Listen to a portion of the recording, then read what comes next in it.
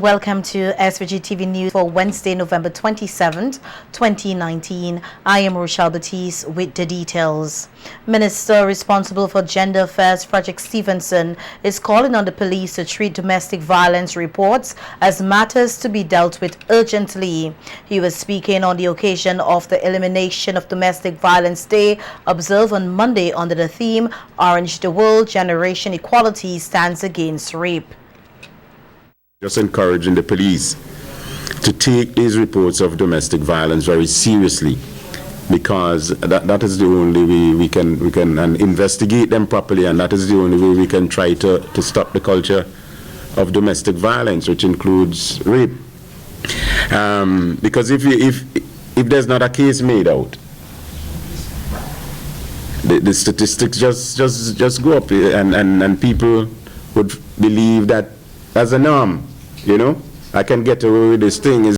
The minister noted that recently he received a report of an attempted rape, and the person was reluctant to make a report to the police, which is an issue of concern. Today, someone called me and told me a young lady working at a particular institution just hitched a ride with somebody she knew. And before the vehicle could move off, he had his hands trying to touch the girl, feel up her breasts and that sort of stuff, and so on. And she came out. Minister Stevenson said that victims of domestic violence, particularly women, need to be more brave and put their perpetrators to shame so that they can change their ways.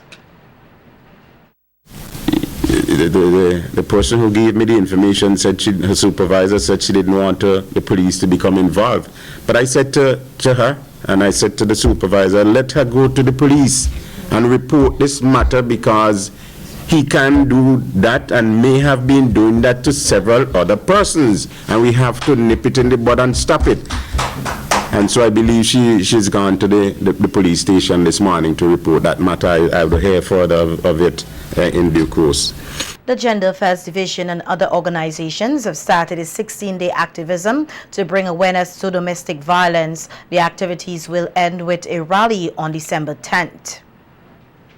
And the women's arm of the opposition New Democratic Party, in a news release, said in spite of the material and technological strides that humans have made over the years, the curse of sexual violence continues.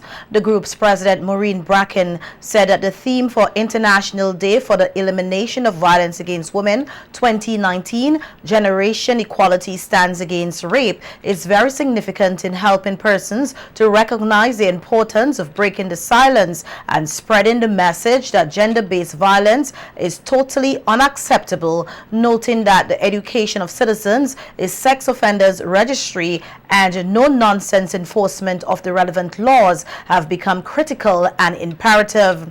The group said the government too has a role to play in terms of bringing justice services closer to communities, activating and reinforcing structures and dynamics of justice to help strengthen the capacities of the police, judicial investigators and prosecutors to work with offenders and victims of sexual and gender-based violence. SVG has many health programs that promote healthy lifestyles, and few outstanding programs were highlighted as praiseworthy. These were identified by Pan American Health Organization Country Program Specialist to SVG, Nicole Slacks-Lyberg, who was speaking at the recent launch of the 16 Days of Activism Against Gender-Based Violence. Grenadines, I have noted some key initiatives that are in existence and I think should be applauded when it comes to gender equality. Sexual and reproductive health services in the form of contraception and information, for example, are physically available at health facilities throughout St. Vincent and the Grenadines. As we try to empower and change some societal norms which sometimes regard sex and sexuality as taboo, your Adolescent Policy and Action Plan 2017-2022 speaks to providing health and family life education, which includes sexual health. The PAHO rep also praised SVG for the work it has been putting in to meet the UN Sustainable Development Goal 5, which is to improve the overall health of citizens.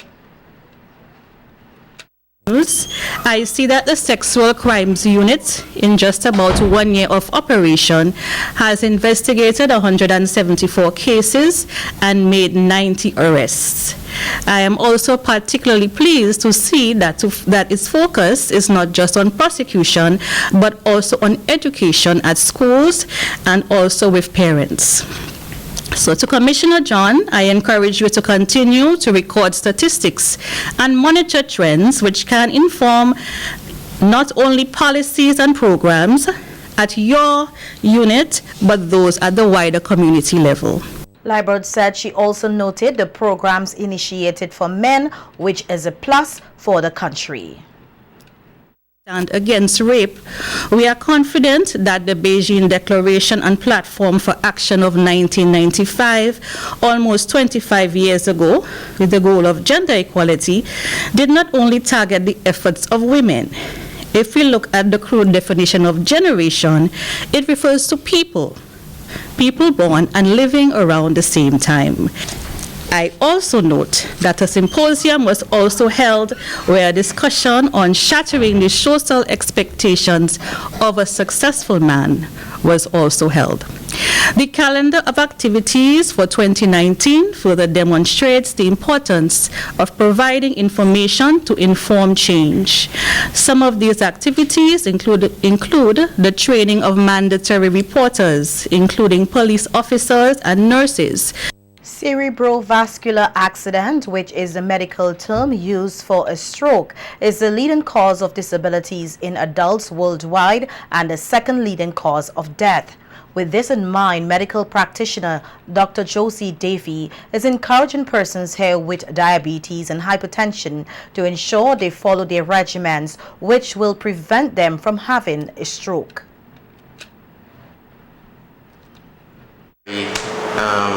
Practices will help to reduce the factors. Well, of course, because it's going to reduce your hypertension and your blood sugar. So, of course, dieting is important for everything. Think of yourself as a hollow tube.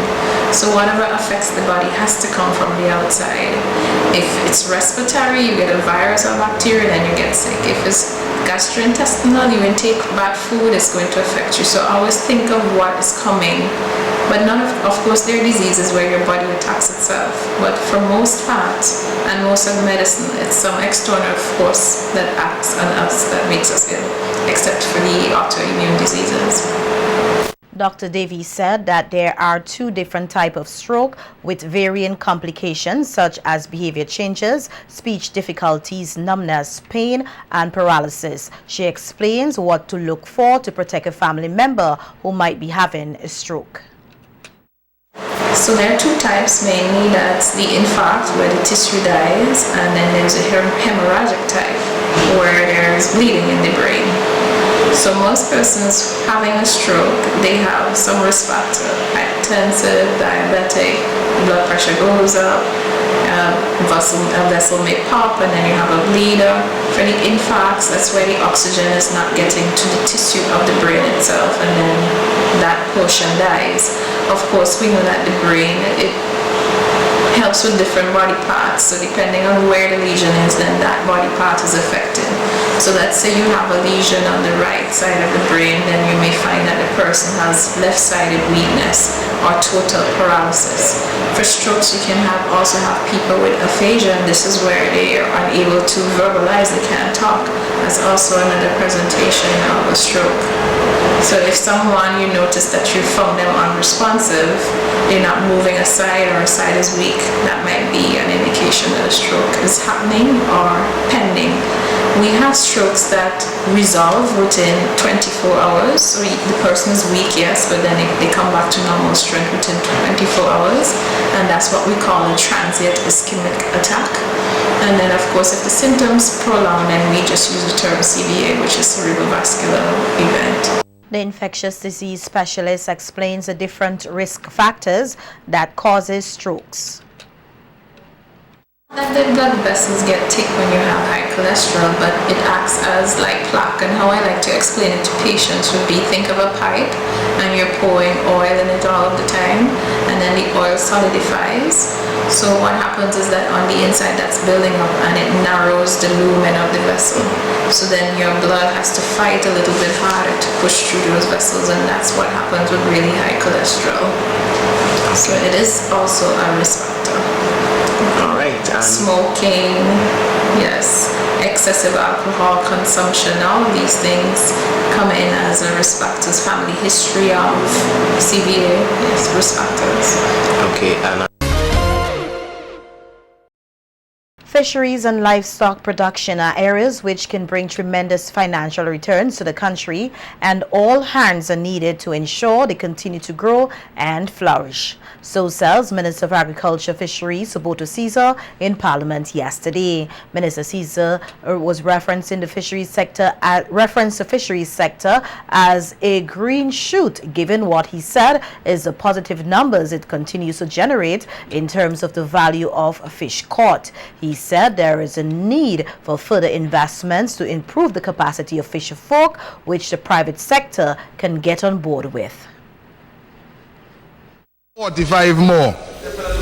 And Rainforest wants to buy $20 million worth of fish. It means that we have to put in an investment of between $3 or $4 or $5 million into equipment and infrastructure and boats and engines and all these kinds of things, because what you don't want taking place is when the fisherman comes in and Rainforest offers him a few more dollars per pound, that it creates a situation whereby we don't have the liberties in terms of the supply as we are accustomed to.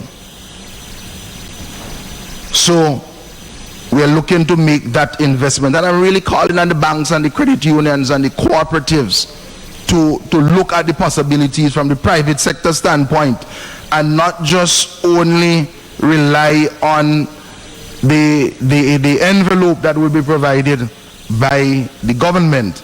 Minister Caesar said livestock production is another area which shows good potential for growth, and that work will be done to create a livestock production unit to help facilitate this development. And as it pertains to livestock, another very important subsector whereby we can see exponential growth, the exportation of goats, pigs, and cattle. And I know that there are a lot of persons who are participating in the national discussion as to what we are going to do to increase the production and productivity of the livestock. Well, the vet department as it stands cannot handle this sort of project, and a livestock production unit is going to be put in place because we need to triple our production. But I am happy that between these two subsectors, once we keep at it, we can see a significant increase in employment, production, productivity, and our export numbers.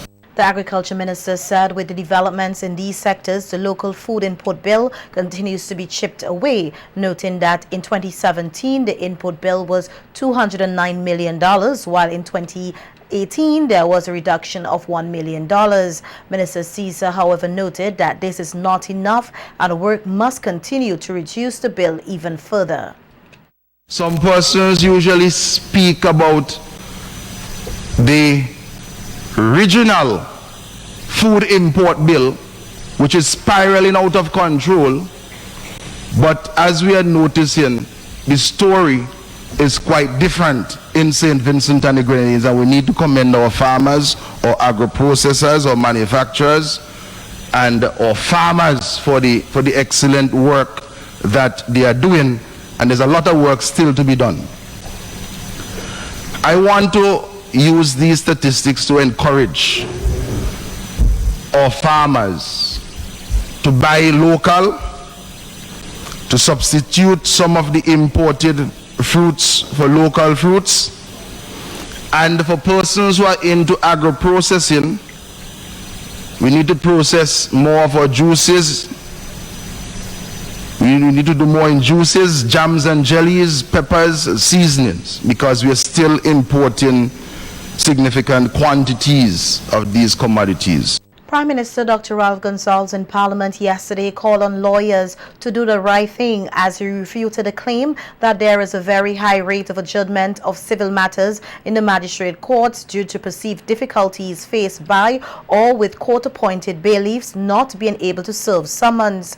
The Prime Minister was responding to a question on the issue posed by opposition Senator Israel Bruce, who is a practicing lawyer. The question raised the issue of bailiffs not being able to serve summons, thus resulting in persons having to return to court very often. PM Gonsalves said no service, according to statistics, is not a major issue, and that what seems to be creating the problem is requests being made by lawyers or parties to suit. He used statistics from the Kingston Court to illustrate his point. In the Kingston Court on the 26th of September, matters disposed of 88%. Unknown address 3%. Defendant not located 1%. Defendant migrated 1%. No returns 7%. Matters in the Kingston Magistrate Court, 3rd of October. Matters disposed of 78%, and similar numbers to what I've said before. On the 10th of October, 82% disposed of. No returns 2%. Migrated 2%. Defendant not located 3%. Defendant not with the workplace 3%. More information needed 3%. Defendant out of the state 2%. Unknown address 2%. Mr. Speaker, on the 17th of October, matters disposed of 79%, and similar sets of numbers. 31st of October, 74% disposed of. While thanking the court and the bailiffs for their work, the Prime Minister said he is opposed to persons hiring their own bailiff. I've said enough to show. I've indicated what has happened in the fourth bailiff. I want to praise the bailiffs for their good work, and for the magistrates in addressing these matters, and the chief magistrate who had to double up for doing important work. Will the Prime Minister be open to the idea of permitting litigants to choose their own bailiffs to effect service of these summonses, Mr. Speaker? I don't know if this is the official position of the government, of the opposition, but I'd be reluctant to encourage this. Perhaps persons have been seeing too many films with bounty hunters. We're not going the way of bounty hunters at all. Those who want to do that can go and do that, but we would not sanction that. Given the information I've given, Mr. Speaker, there is no reason for me to commission some study over a 4-month period and to bring that back. I've given the information which is required. The Prime Minister further stated that lawyers should desist from using adjournments as a means of collecting fees. Speaker, it is time that the lawyers, generally speaking, stop using adjournment, requests for adjournments, as a mechanism to collect fees. They don't get all the money, and they request adjournments after adjournments until they are paid. We are talking about the question speaks, Mr. Speaker, of the very high rate of adjournment. There are no sacred cows, you know. There are no sacred cows. There are no sacred cows. It's not that they can't pay the bills. The lawyers are gouging out the clients and they don't pay any income tax. I want to talk about it. I'm very glad for this question. In other news, 70 persons are to graduate tomorrow, Thursday, November 28, 2019, after training in 3 hospitality courses geared to the hotel industry. The courses were organized by the Adult and Continuing Education Division, ACE, of the Ministry of Education in Food and Drink Service, Soft Furnishing and Drapery and Housekeeping. Program Officer of the Adult and Continuing Education Division, Leroy Rock, said the programs are to assist persons seeking work in the hotel and tourism industry. The programs were offered in Zone 3 and 7 from Kittels to Barley. The graduation ceremony will take place at the Wesleyan Holiness Church at Camden Park with guest speaker, former Tourism Director Vera Ann Britton.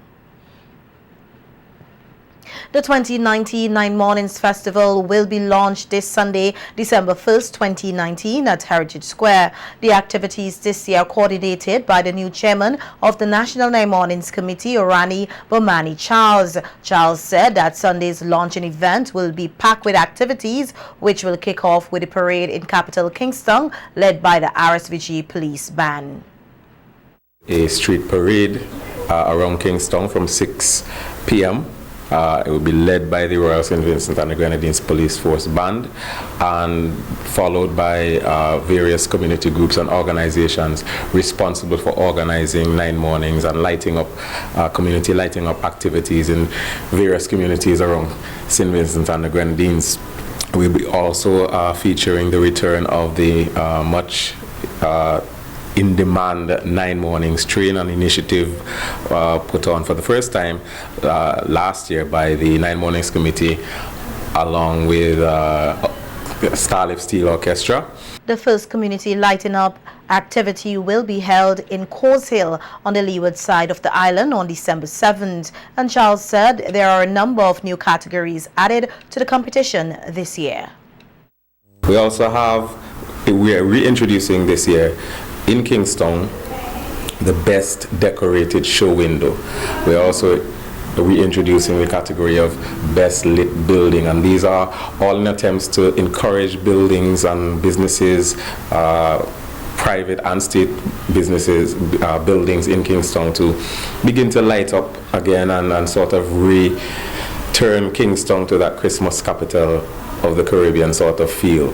There's also an attempt to get songwriters more involved, singers and songwriters more involved through an initiative called Bring Your Song and Come. So every morning at the Nine Mornings Kingston program, we're encouraging persons to come on stage, bring their guitar or an accompaniment or write a song and come and present it. And at the end of the festival, we'll have prizes for outstanding songs. Another aspect of the Nine Mornings Festival is the 9 Nights, which will be launched on December 15th at the Botanical Gardens.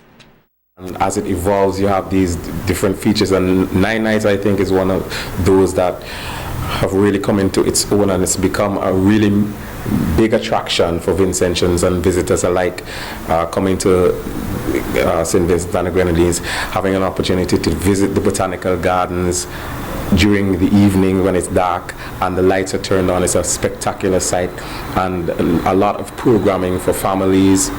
So it's a really fun atmosphere that's created there, and they've been really working really hard to put additional lights and beef up the programming. So this year, persons can expect just a tremendous experience at Botanical Gardens every night